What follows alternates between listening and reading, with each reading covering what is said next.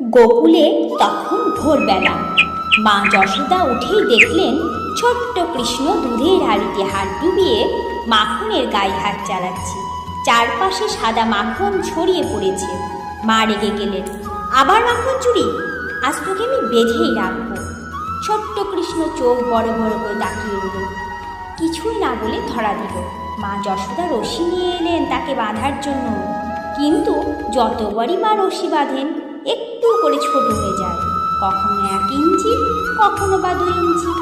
মা ক্লান্ত হয়ে বললেন, এই ছেলে যে কিনা সব সময় দুষ্টুমি করে, তাকেও কি রশিতে বাঁধা যায়? তখন গোকুলে সব মায়েরা হেসে উঠল। মা যশোদা শেষ পর্যন্ত কৃষ্ণকে বেঁধে ফেললেন, কিন্তু হৃদয়ে ঠিকই জানতেন কৃষ্ণকে বাঁধা যায় না রশিতে, তাকে বাঁধা যায় শুধু ভালোবাসা।